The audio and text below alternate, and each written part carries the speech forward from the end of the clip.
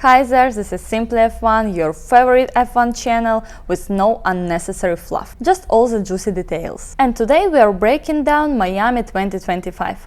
We had rain, pole position from Antonelli and so wild strategic from Ferrari. Well, of course. So, sit back, relax and let's break it all down.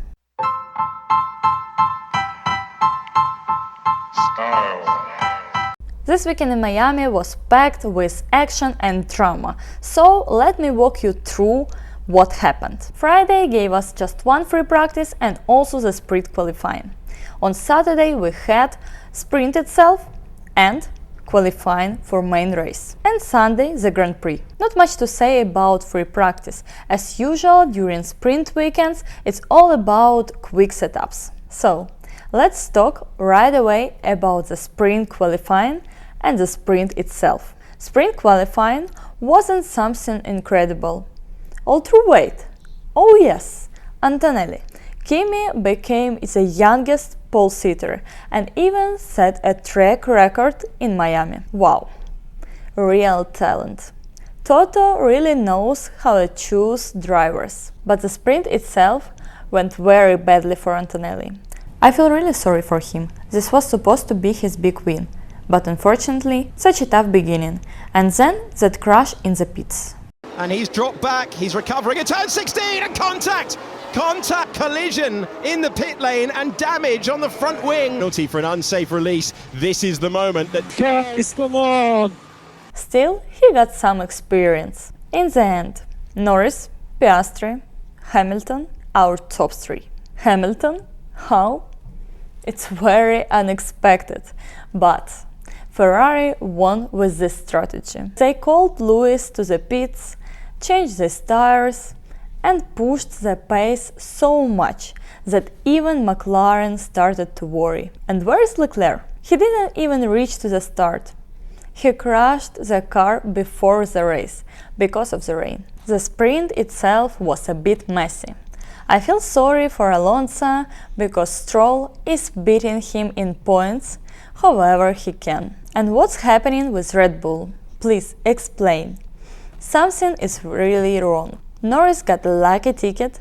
Let's see how he fixes his qualifying pace in a few hours during the main qualifying. During qualifying, I kinda fell asleep and woke up right before Lewis went out. Yes, Lewis didn't get into Q3. Instability and lack of confidence in a team are his biggest enemies. As Toto Wolff said, his magic is still there. He just needs to feel clean weekends to bring it back. I don't know. I think it's really hard for him now, especially with what happened in the race itself. But more about that later. Alonso's patience isn't endless. Aston Martin really needs to do something, because Nando doesn't deserve this kind of suffering.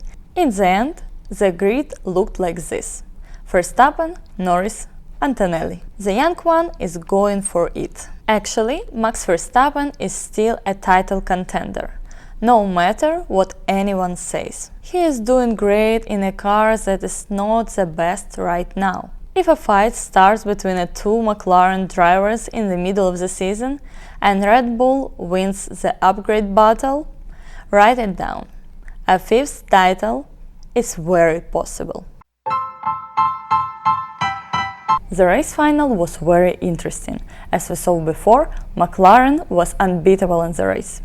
Even the undercut for Mercedes worked.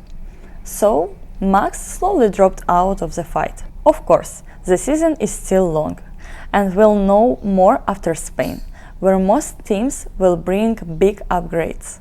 For many teams, the only one. But already now it looks like we might not watch a fight for the constructors' title, but a fight between the two McLaren drivers. In my opinion, that might actually help Max become a champion. He'll just let them fight and do his own job. By the way, Red Bull tried to get a podium using a penalty for Russell. They claimed he didn't slow enough under yellow flags. But the protest was rejected. And you know who did great? Williams.